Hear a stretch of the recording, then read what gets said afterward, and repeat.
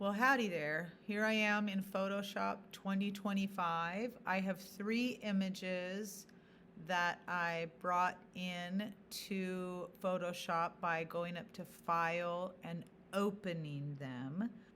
Here is the regular lasso tool, which makes freehand selections. If I left click, which is a control click if you do not have a mouse, I can select the polygonal lasso tool. And this is for making nice straight lines, which is perfect for our frame or for the inside of this window.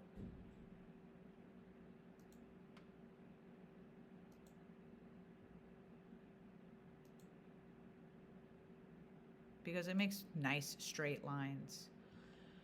So now that I have my area selected, there's a couple things I can do for this project. I want to remove this area, and I will need to hit this lock for anything to be able to happen. I can hit delete and cut that area out. I can zoom in and see that I didn't do a perfect job there. Maybe I should have zoomed in when I was using the polygonal lasso tool, and I could have done a better job of selecting the corners and edges right there. But this is exactly why I wanted to show you a different way of changing your images, which is called masking. I'm going to undo the delete that I just did, and notice that my selection is still made here. It's a rectangular selection. I can really see where I wish it was a little bit, differently shaped.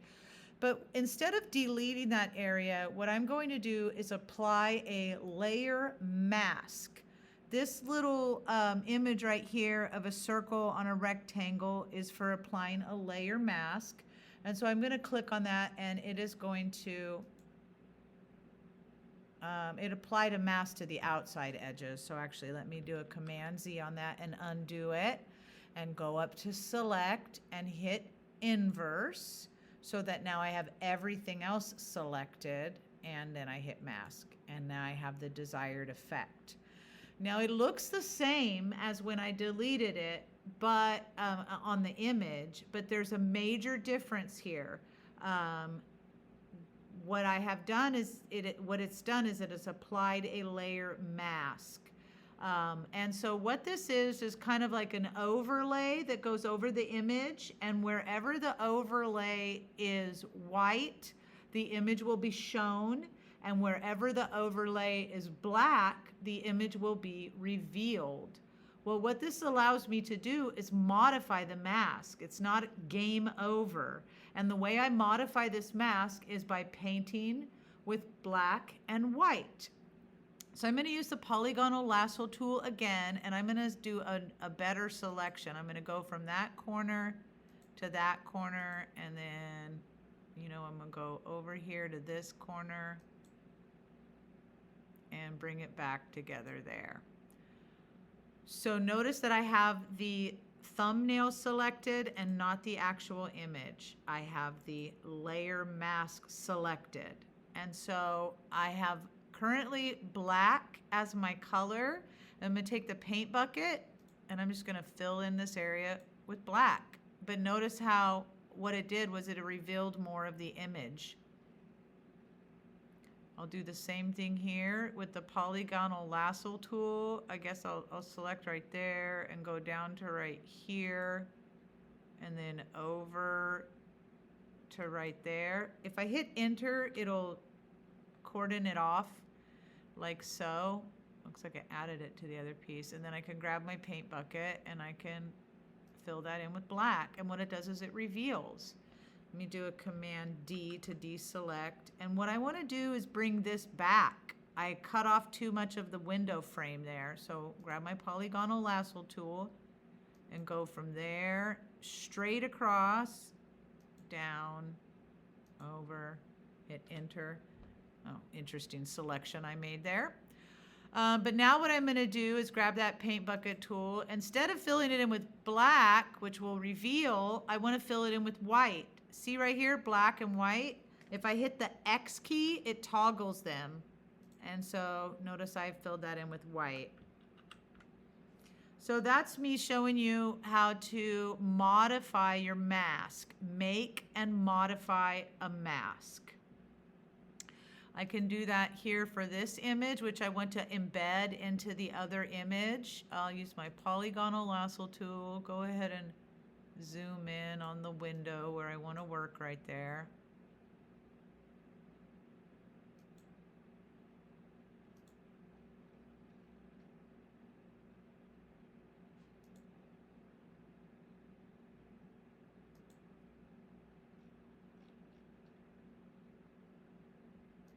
All right.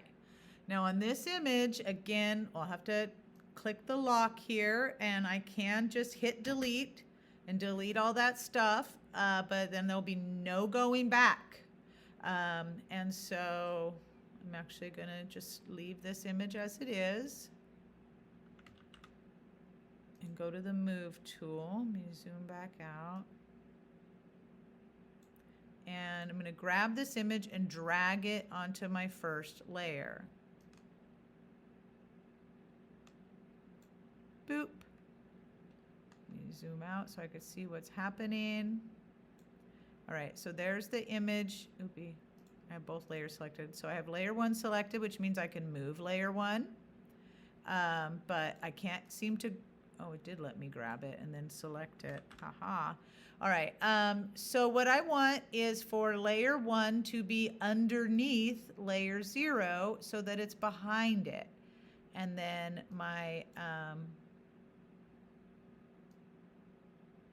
get a good part, I'll make it a little smaller. So you're gonna resize it, maybe rotate it. Oops, I do not wanna change the aspect ratio. If I hold the shift key while I'm resizing, it will maintain the aspect ratio. So you wanna resize your images so they look cool in the frame. Nice, so that's a portion of my image. I have the building window there with the smaller building inside of it. Now I'm gonna put another layer under there and another layer under there. So here is my third image that I'm gonna bring in.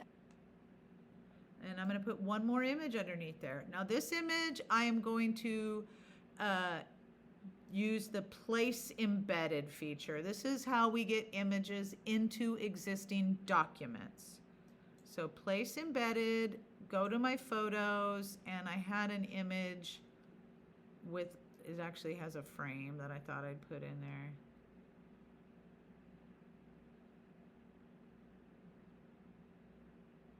From way, there we go. It's this one.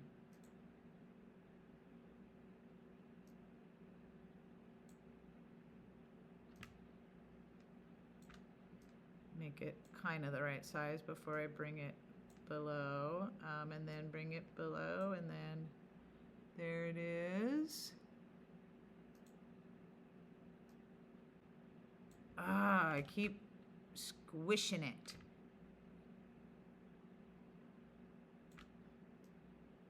And I just got to make it pretty darn small because at this point, you know, I'm really zooming in there.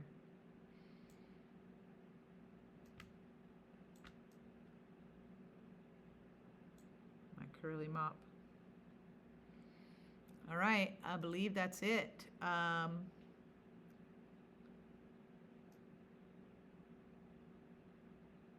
So that's my your window to infinity project.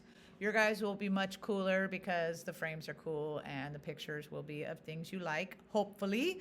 We are gonna go up to File and we are gonna save it. Make sure that it's being saved somewhere you know where you'll be able to find it, such as in your desktop or your documents is what I recommend. Again, I gotta go and find my free documents folder. I hope that Photoshop is nicer to you. Make sure that it is a Photoshop format and call it something you will remember.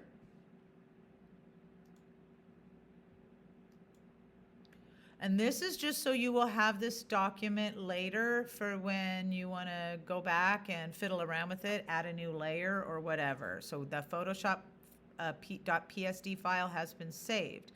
But to turn this into the classroom, you're going to go to File, Export, Quick Export, or Export As.